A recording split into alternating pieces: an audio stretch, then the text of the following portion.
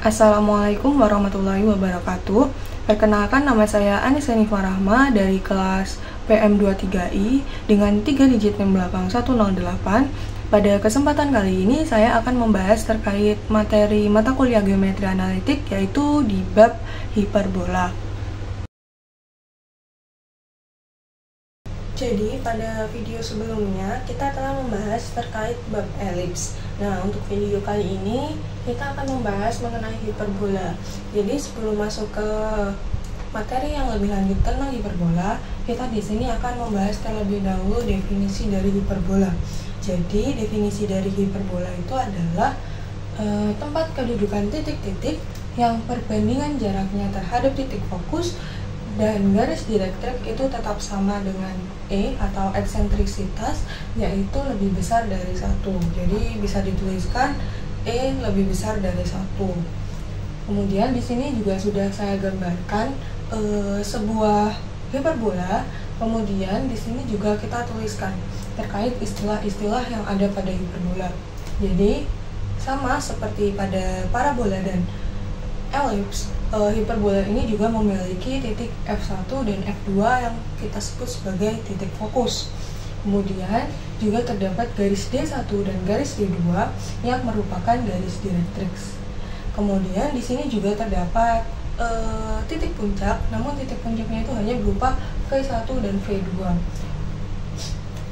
Kemudian di sini kita juga memiliki sebuah titik pusat. Nah, untuk hiperbola ini kita misalkan titik pusatnya di sini sebagai M. Nah, titik M ini merupakan titik pusat hiperbola.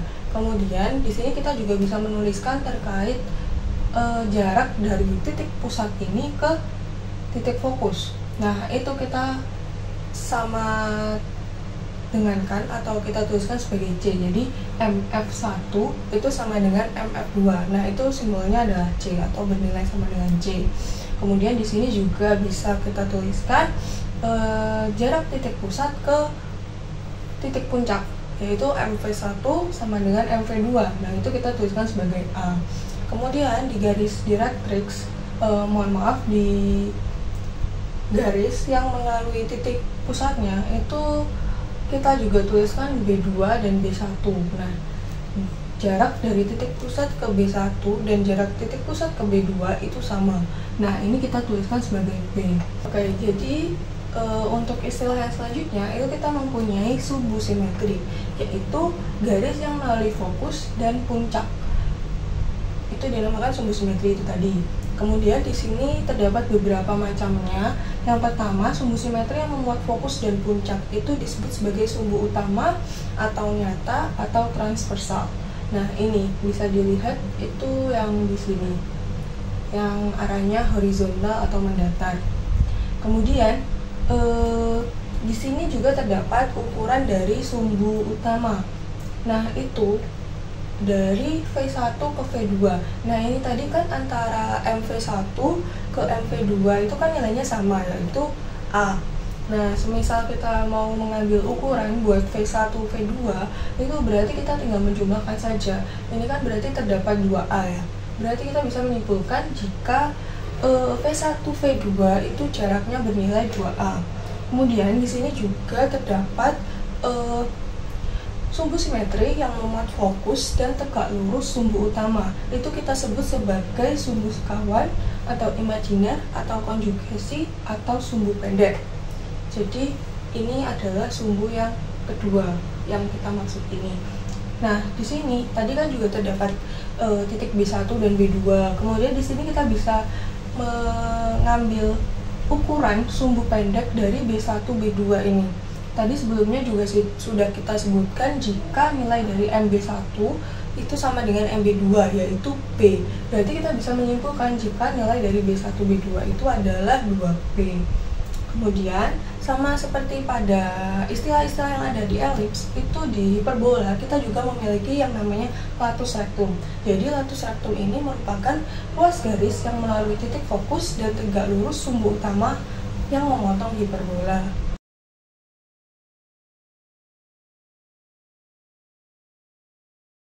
Baik, untuk yang selanjutnya di sini saya akan membahas terkait persamaan umum dari hiperbola.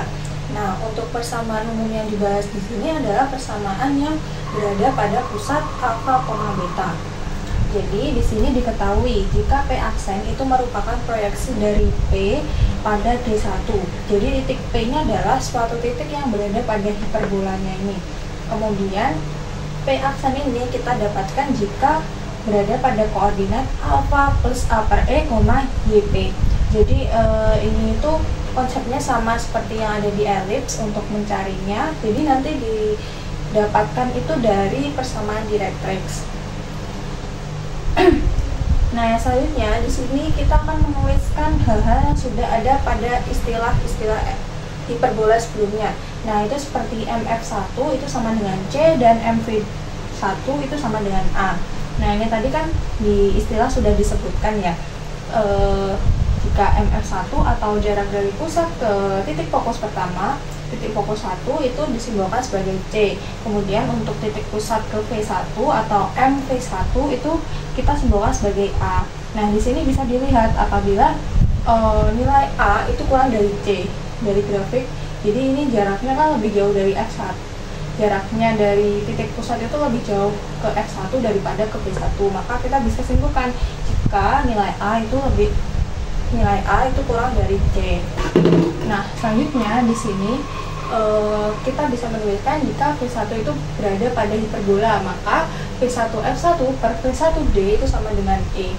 Jadi untuk V1F1 per V1D itu sesuai dengan definisi dari eksentrisitas, yang mana jarak dari suatu titik ke titik fokus dan suatu titik ke garis directrix. Nah, di sini untuk garis directrixnya kita tuliskan sebagai D. Jadi D itu misalnya seperti ada di sini, gitu.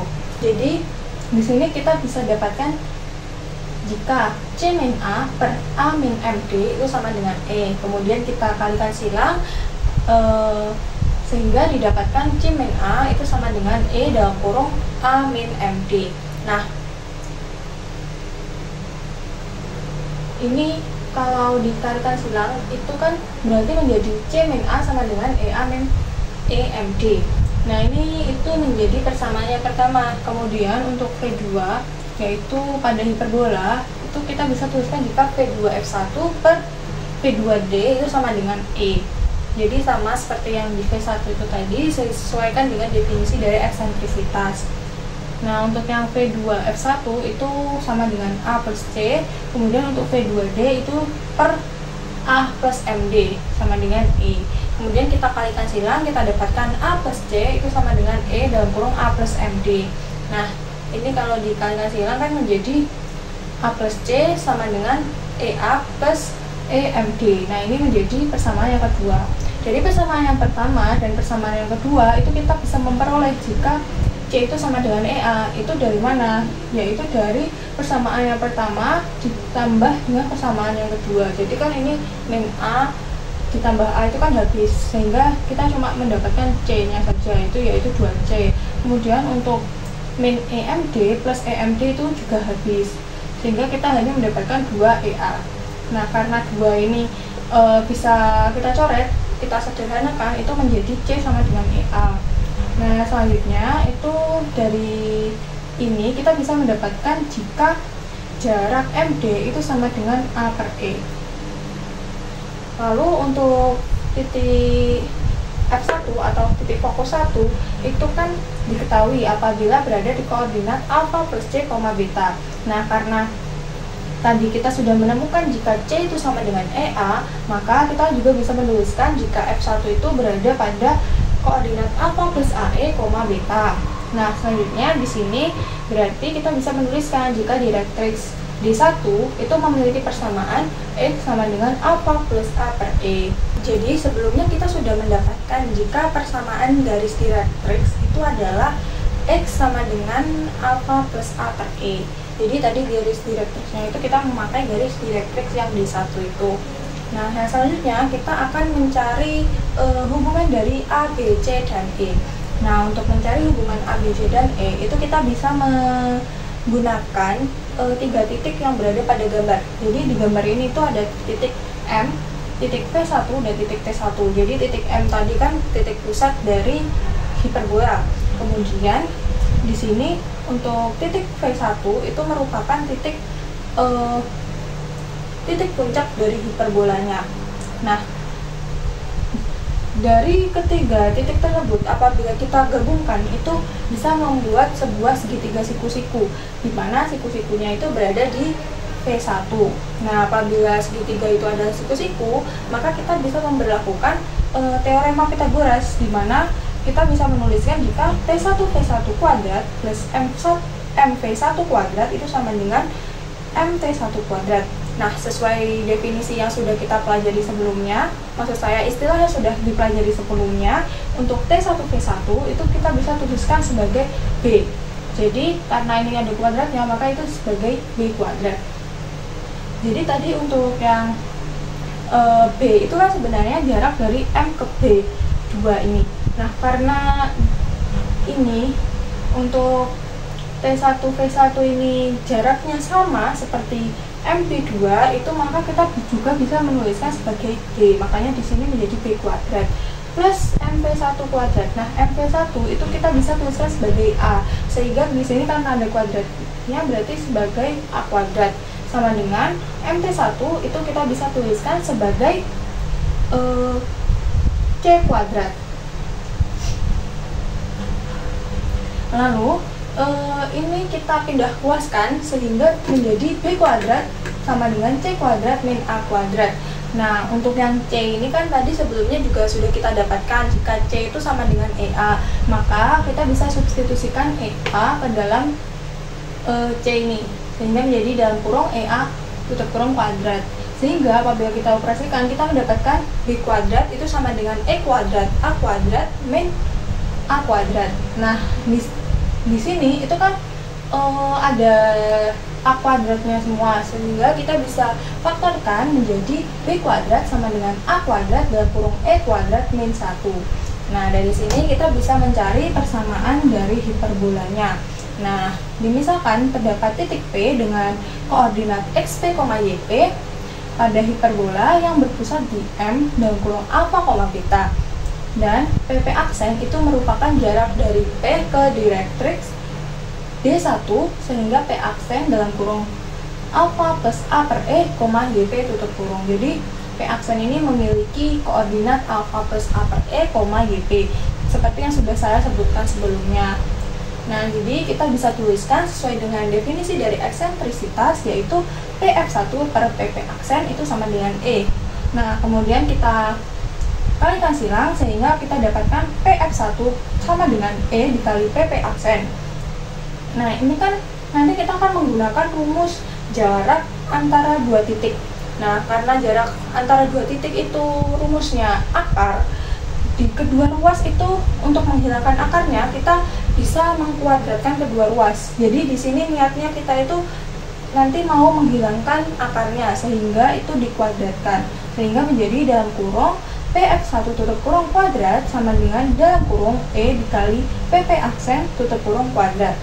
Kemudian kita jabarkan lagi sehingga mendapatkan dalam kurung PF1 tutup kurung kuadrat sama dengan E kuadrat dikali dalam kurung PP aksen tutup kurung kuadrat. Nah, selanjutnya di sini kita bisa mensubstitusikan koordinat-koordinat yang diketahui ke dalam rumus jarak antara dua titik.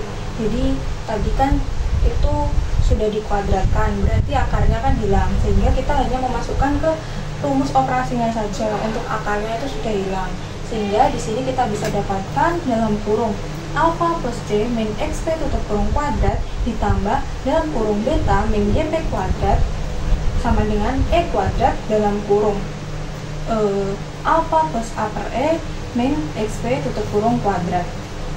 Rumusnya seperti ini.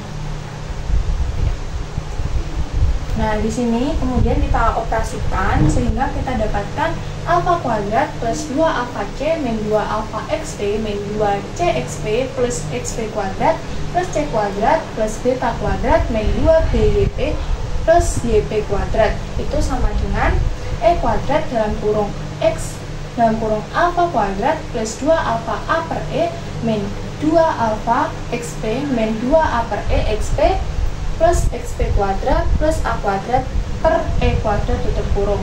Nah, di sini kan untuk di ruas kanan itu kan masih berupa E kuadrat dikali dalam kurung. Berarti kita perlu mengalikannya. Nah, di sini ketika dikalikan itu kita dapatkan jika E kuadrat alfa kuadrat plus 2AE min 2 alfa XP E kuadrat min 2A XP plus E kuadrat XP kuadrat plus A kuadrat. Untuk yang selanjutnya itu kita bisa memindahkan ruasnya. Jadi seperti kita memindahkan ruas variabel-variabel yang sekiranya sama. Jadi seperti E kuadrat, XP kuadrat, min XP kuadrat ini kan ada yang sama, yaitu XP kuadratnya. Nah, itu kita pindah ruaskan untuk dikelompokkan sehingga didapatkan E kuadrat XP kuadrat min XP kuadrat min alfa min 2 alfa E kuadrat XP plus 2 alfa XP plus alfa kuadrat E kuadrat min alfa kuadrat min dalam kurung YP kuadrat min 2 beta YP plus beta kuadrat tutup kurung. Itu sama dengan min 2 alfa AE min 2 CXP plus 2 AE XP plus 2 alfa C plus C kuadrat min A kuadrat. Nah, di sini kan karena tadi sudah kita kelompokkan berdasarkan variabel yang sama, berarti kita juga bisa memfaktorkannya. Kemudian tadi untuk yang C itu kan kita mendapatkan jika nilainya itu sama dengan AE, berarti kita bisa substitusikan nilai di sini yang masih berupa C itu kita ubah menjadi AE. Nah, di sini berarti kita bisa dapatkan jika XP kuadrat dalam kurung E kuadrat min 1 tutup kurung min 2 alfa XP dalam kurung E kuadrat min 1 tutup kurung plus alfa kuadrat dalam kurung E kuadrat min 1 min dalam kurung YP kuadrat min 2 beta YP plus beta kuadrat tutup kurung. Itu sama dengan 2 alfa AE min 2 AE XP plus 2 AE XP plus 2 alfa AE plus dalam kurung AE tutup kurung kuadrat min A kuadrat. Nah, di sini karena yang kita ubah variabelnya C itu menjadi AE itu ada yang sama, itu kita coret atau kita bisa operasikan, itu kan habis, sehingga itu untuk yang di selanjutnya itu kita dapatkan jika operasinya itu berubah menjadi dalam kurung E kuadrat min 1 tutup kurung, karena ini tadi ketika difaktorkan itu semua pengelompokannya itu ada E kuadrat min 1-nya, kemudian kita tutup kurung lagi XP kuadrat min 2 alfa XP plus alfa tutup kurung kuadrat itu sama dengan A kuadrat E kuadrat min A kuadrat. Nah, selanjutnya itu kita bisa memfaktorkan YP kuadrat min 2 beta YP plus beta kuadrat itu menjadi dalam kurung YP min beta tutup kurung kuadrat. Nah, yang selanjutnya di sini kita juga akan memfaktorkan si XP kuadrat min 2 alfa XP plus X kuadrat. Nah, ini itu menjadi dalam kurung XP min alfa tutup kurung kuadrat. Kemudian di sini kan juga terdapat A kuadrat E kuadrat min A kuadrat. Nah, ini kan sama-sama ada A kuadratnya. Itu berarti kita bisa faktorkan dengan mengeluarkan si A kuadrat. Itu menjadi A kuadrat dalam kurung E kuadrat min 1. Nah, pada bagian sebelumnya itu kita sudah mengetahui jika nilai dari B kuadrat itu sama dengan A kuadrat dalam kurung E kuadrat min 1. Nah, berarti kita bisa menyimpulkan jika nilai dari dalam kurung E kuadrat min 1 itu akan sama dengan B kuadrat per A kuadrat, sehingga itu kita bisa mengubah yang ini dalam kurung E kuadrat min 1 itu menjadi B kuadrat per A kuadrat, kemudian dalam kurung XP min alfa tutup kurung kuadrat min dalam kurung YP min beta kuadrat itu sama dengan B kuadrat. Nah, ini menyesuaikan yang sudah kita dapatkan sebelumnya. Kemudian jika koordinat titik P ini berjalan, maka kita bisa memperoleh. Nah, ini dari yang sudah kita dapatkan ini, itu kita kalikan dengan 1 per B kuadrat, atau mungkin juga bisa kita katakan dibagi B kuadrat, sehingga kita dapatkan dalam kurung XP min alfa tutup kurung kuadrat per A kuadrat min dalam kurung YP min beta tutup kurung kuadrat per B kuadrat itu sama dengan 1. Lalu bisa kita simpulkan jika persamaan hiperbola pada pusat alfa, beta dengan sumbu utama sejajar dengan sumbu X itu adalah dalam kurung X min alpha tutup kurung kuadrat per A kuadrat min dalam kurung Y min beta tutup kurung kuadrat per B kuadrat itu sama dengan 1. Nah, ini adalah hasil persamaan yang sudah kita buktikan sebelumnya ini menggunakan cara-cara dengan mencari persamaan direktriksnya, kemudian juga mencari hubungan dari A, B, C, dan E, kemudian juga memasukkan ke dalam bentuk aljabar ini. Lalu dengan cara yang analog itu kita juga bisa mencari persamaan hiperbola yang berada di pusat yang sama, yaitu M dalam kurung alfa, beta. Namun yang membedakan itu hanya sumbunya. Sumbunya itu sejajar dengan sumbu utamanya, itu sejajar dengan sumbu Y. Itu menjadi dalam kurung Y min beta tutup kurung kuadrat per A kuadrat min dalam kurung X min alfa tutup kurung kuadrat per B kuadrat itu sama dengan 1. Jadi yang berubah itu hanya yang di atasnya, yang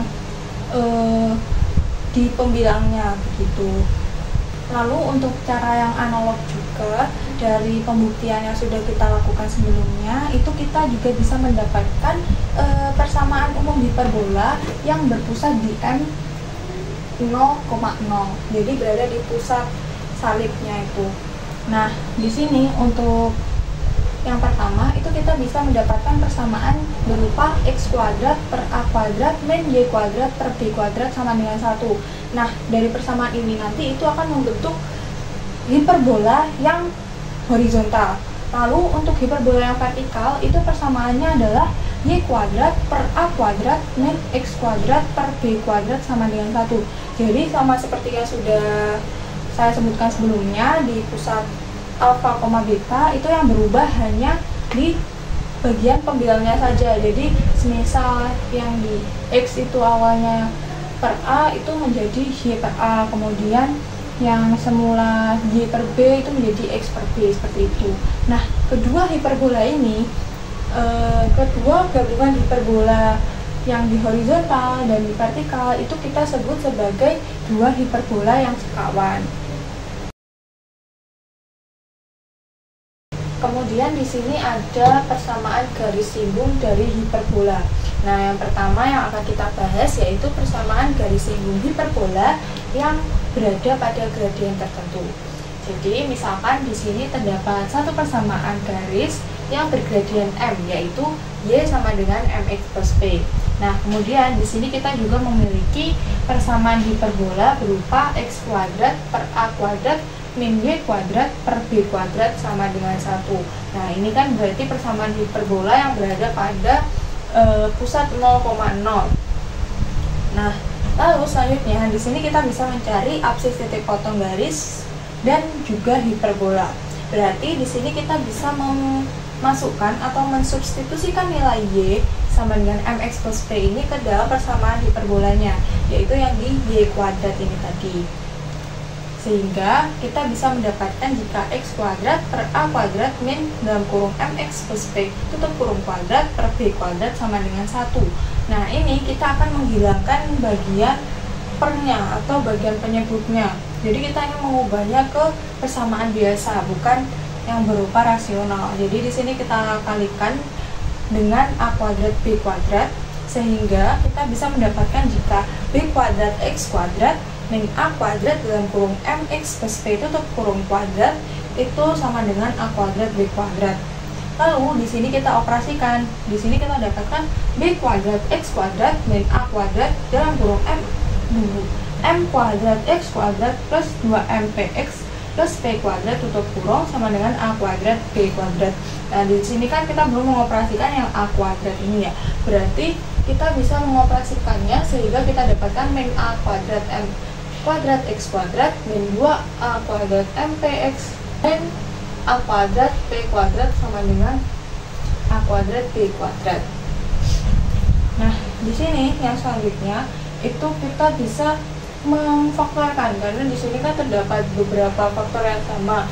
Kemudian kita dapatkan dalam kurung B kuadrat min A kuadrat M kuadrat tutup kurung X kuadrat min 2A kuadrat MPX min A kuadrat P kuadrat min A kuadrat B kuadrat sama dengan 0. Nah, karena di sini kita mencari persamaan garis singgung, berarti ini nanti itu menyinggung. Sehingga untuk diskriminannya itu kita dapatkan D sama dengan 0. Rumus dari diskriminan yaitu B kuadrat min 4AC. Dari persamaan kuadrat yang sudah kita dapatkan, itu kita bisa mensubstitusikannya ke rumus tadi, kemudian disama dengan 0, yaitu kita dapatkan dalam kurung min 2A kuadrat MP tutup kurung kuadrat min 4 dalam kurung B kuadrat min A kuadrat M kuadrat tutup kurung dalam kurung A kuadrat P kuadrat min A kuadrat B kuadrat sama dengan 0. Kemudian di sini untuk yang AC-nya itu kita operasikan lagi sehingga didapatkan A pangkat 4 M kuadrat P kuadrat plus A pangkat 4 B kuadrat M kuadrat min A kuadrat B kuadrat P kuadrat min A kuadrat B pangkat 4. Nah, di sini itu tadi kan di luar kurungnya itu ada 4. Berarti kita bisa kalikan sehingga didapatkan min 4A pangkat 4M kuadrat P kuadrat min 4A pangkat 4 B kuadrat M kuadrat plus 4A kuadrat B kuadrat P kuadrat plus 4A kuadrat B pangkat 4 sama dengan 0. Nah, yang sebelumnya itu tadi yang B kuadrat itu kita operasikan juga didapatkan 4A pangkat 4 M kuadrat P kuadrat. Nah, dari operasi yang sudah kita dapatkan ini itu ada yang sama. Jadi yang sama ini adalah 4A pangkat 4 M kuadrat P kuadrat dikurangi 4A pangkat 4 M kuadrat P kuadrat. Nah, ini kan kalau dioperasikan itu habis, berarti kita bisa tuliskan sebagai 0 atau tidak ditulis, sehingga tersisa min 4A pangkat 4 B kuadrat M kuadrat plus 4A kuadrat B kuadrat P kuadrat plus 4A kuadrat B pangkat 4 sama dengan 0. Nah, karena ini terdapat beberapa faktor yang sama, maka kita bisa faktorkan sehingga kita keluarkan untuk min 4A kuadrat B kuadrat, kemudian tersisa A kuadrat M kuadrat min P kuadrat min B kuadrat itu sama dengan 0.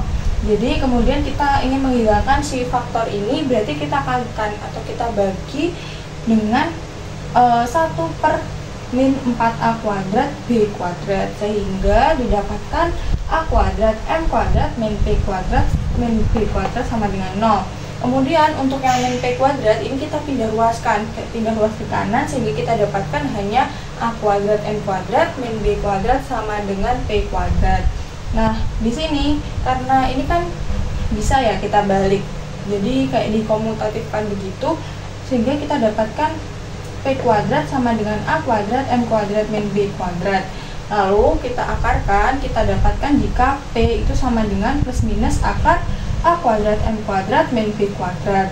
Sehingga bisa kita simpulkan untuk persamaan garis singgung pada gradien tertentu di persamaan hiperbola x kuadrat per A kuadrat min Y kuadrat per B kuadrat sama dengan 1 itu adalah Y sama dengan MX plus minus akar A kuadrat M kuadrat min B kuadrat.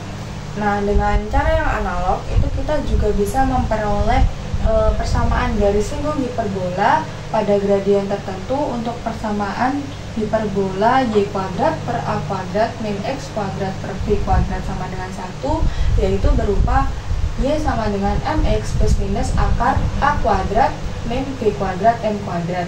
Nah, ini tadi kan untuk yang pusatnya berada di berada di 0,0. Kan untuk hiperbola yang berada di pusat alfa, beta itu nanti jika persamaan hiperbolanya dalam kurung X min alfa tutup kurung kuadrat per A kuadrat min dalam kurung Y min beta tutup kurung kuadrat per B kuadrat sama dengan 1, kita dapatkan untuk persamaan garis singgung pada gradien tertentunya itu berupa Y min beta sama dengan M dalam kurung X min alfa plus minus akar A kuadrat M kuadrat min B kuadrat.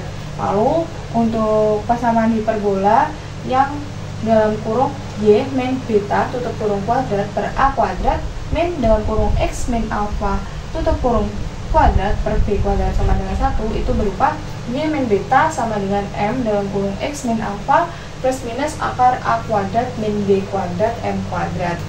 Untuk yang selanjutnya di sini kita akan membuktikan terkait persamaan garis singgung hiperbola yang melalui suatu titik. Jadi di sini diberikan satu persamaan hiperbola, di mana persamaannya itu adalah persamaan hiperbola yang berada di pusat 0,0. Nah, di sini persamaannya itu adalah x kuadrat min x kuadrat per a kuadrat min y kuadrat per b kuadrat itu sama dengan 1. Kemudian di sini juga terdapat satu titik, kita sebut sebagai titik P, di mana mempunyai koordinat x2, y2. Nah, titik P ini adalah suatu titik yang berada pada hiperbola. Jadi jika titik ini berada di hiperbola, itu akan berlaku x2 kuadrat per a kuadrat min y2 kuadrat per b kuadrat sama dengan 1. Jadi titik koordinatnya ini disubstitusi ke persamaan hiperbolanya ini. Nah, kemudian di sini kita akan mengubah persamaan ini menjadi persamaan yang bukan berupa pecahan. Sehingga di sini kita kalikan dengan a kuadrat b kuadrat dan didapatkan hasilnya berupa b kuadrat x2 kuadrat min a kuadrat y2 kuadrat itu sama dengan a kuadrat b kuadrat. Nah, ini kita tuliskan sebagai persamaan yang pertama. Selanjutnya, di sini kita juga memiliki titik T, di mana titik T ini memiliki koordinat x1, y1. Jadi titik T ini adalah titik singgung yang berada pada hiperbola. Jadi untuk titik T ini juga akan berlaku x1 kuadrat per a kuadrat min y1 kuadrat per b kuadrat sama dengan 1. Lalu sama seperti yang sebelumnya, kita akan mengubah persamaan ini itu tidak menjadi berbentuk pecahan, sehingga di sini dikalikan dengan a kuadrat b kuadrat dan akhirnya didapatkan b kuadrat x1 kuadrat min a kuadrat y1 kuadrat sama dengan a kuadrat b kuadrat. Nah, untuk yang ini itu kita tuliskan sebagai persamaan yang kedua. Dari persamaan yang pertama dan persamaan yang kedua itu akan berlaku b kuadrat x2 kuadrat min a kuadrat y2 kuadrat sama dengan b kuadrat x1 kuadrat min a kuadrat y1 kuadrat. Jadi ini kan tadi nilainya sama, yaitu a kuadrat b kuadrat dan juga a kuadrat b kuadrat, sehingga berlaku persamaan seperti ini. Kemudian kita pindahkan ruas, jadi untuk yang memiliki variabel b kuadrat itu akan bersama dengan variabel b kuadrat. Kemudian yang memiliki variabel a kuadrat itu juga akan bersama dengan variabel a kuadrat, sehingga didapatkan b kuadrat x2 kuadrat min b kuadrat x1 kuadrat sama dengan a kuadrat y2 kuadrat min a kuadrat y1 kuadrat. Nah, ini kita ubah agar si x1 nya itu bisa berada di luar, sehingga kita bisa menuliskan dikali min 1, sehingga kita dapatkan b kuadrat x1 kuadrat min b kuadrat x2 kuadrat sama dengan a kuadrat y1 kuadrat min a kuadrat y2 kuadrat. Nah, ini itu kita bisa faktorkan karena ini kan memiliki faktor yang sama, sehingga bisa kita tuliskan b kuadrat dalam kurung x1 kuadrat min x2 kuadrat sama dengan a kuadrat dalam kurung y1 kuadrat min y2 kuadrat. Nah, nilai dari x1 kuadrat min x2 kuadrat itu kan sama seperti x1 min x2 dikali x1 plus x2. Jadi kita bisa pecah seperti itu. Untuk yang y1 kuadrat min y2 kuadrat itu juga sama, kita pecah menjadi y1 min y2 dikali y1 plus y2. Nah, dari sini itu kita bisa mendapatkan jika b kuadrat dalam kurung x1 plus x2 per a kuadrat dalam kurung y1 plus y2 itu akan bernilai sama dengan dalam kurung y1 min y2 per x1 min x2. Nah, di sini kita juga perlu menuliskan terdapat persamaan garis PT. Nah, persamaan garis PT ini kan berarti persamaan garis yang didapatkan dari dua titik. Jadi rumusnya itu adalah y min y1 per y1 min y2 sama dengan x min x1 per x1 min x2. Nah, di sini itu kita jadikan seperti ini, y min y1 sama dengan y1 min y2 per x1 min x2 dalam kurung x min x1. Nah, untuk yang y1 min y2 per x1 min x2 ini kita ubah menjadi yang sebelumnya sudah kita dapatkan, yaitu b kuadrat dalam kurung x1 plus x2 per A kuadrat dalam kurung Y1 plus Y2, sehingga didapatkan Y min Y1 sama dengan B kuadrat dalam kurung X1 plus X2 per A kuadrat dalam kurung Y1 plus Y2 dikali X min X1. Lalu kemudian jika P itu mendekati T sedemikian hingga P berhimpit dengan T, maka X1 itu akan bernilai sama dengan X2 dan Y1 itu akan bernilai sama dengan Y2, sehingga kita bisa substitusikan ke dalam persamaan yang sudah kita peroleh sebelumnya, yaitu Y min Y1 sama dengan B kuadrat dalam kurung X1 plus X1 per A kuadrat dalam kurung Y1 plus Y1 dikali X min X1. Kemudian kita operasikan, kita dapatkan jika Y min Y1 itu sama dengan B kuadrat dikali 2X1 per A kuadrat dikali 2Y1 dikali X min X1. Nah, di pembilang dan penyebut itu kan terdapat 2, sama-sama terdapat angka 2. Itu kita bisa coret, kita sederhanakan, sehingga kita dapatkan Y min Y1 sama dengan B kuadrat X1 per A kuadrat Y1 dikali X min X1. Nah, ini itu kita bisa kalikan silang, sehingga A kuadrat Y1 nya ini menjadi pindah ke atas, pindah ke ruas kiri, sehingga kita dapatkan dalam kurung Y min Y1 dikali A kuadrat Y1 itu sama dengan B kuadrat X1 dikali X min X1. Nah, jika kita operasikan, kita akan mendapatkan A kuadrat Y1Y min A kuadrat Y1 kuadrat sama dengan B kuadrat X1X min B kuadrat X1 kuadrat. Kemudian kita akan mengubahnya menjadi persamaan yang berupa pecahan, sehingga kita kalikan 1 per A kuadrat B kuadrat. Dan di sini kita dapatkan Y1Y per B kuadrat min Y1 kuadrat per B kuadrat sama dengan X1X per A kuadrat min X1 kuadrat per A kuadrat. Nah, di sini kita kelompokkan sesuai variabelnya. Jadi, semisal X1 kuadrat itu dengan Y1 kuadrat. Jadi, seperti itu. Sehingga di sini kita dapatkan X1 kuadrat per A kuadrat min Y1 kuadrat per B kuadrat sama dengan X1X per A kuadrat min Y1Y per B kuadrat. Nah, di sini itu kan terdapat X1 kuadrat per A kuadrat min Y1 kuadrat per B kuadrat. Nah, di awal ini tadi kan sudah kita tuliskan jika ini itu bernilai sama dengan 1, karena tadi kan mensubstitusikan titik T yang merupakan titik singgung pada hiperbola. Nah, itu kita dapatkan nilainya sama dengan 1, sehingga 1 itu sama dengan X1X per A kuadrat min Y1Y per B kuadrat. Dapat kita simpulkan apabila persamaan garis singgung yang melalui suatu titik untuk persamaan hiperbola X kuadrat per A kuadrat min Y kuadrat per B kuadrat sama dengan 1 itu adalah X1X per A kuadrat min Y1Y per B kuadrat sama dengan 1. Nah, untuk persamaan hiperbola yang lain, yaitu Y kuadrat min B kuadrat, Y kuadrat per A kuadrat min X kuadrat per B kuadrat sama dengan 1 dengan titik singgung berupa T dalam kurung X1, Y1 itu untuk persamaan garis singgungnya adalah Y1Y per A kuadrat min X1X per B kuadrat sama dengan 1.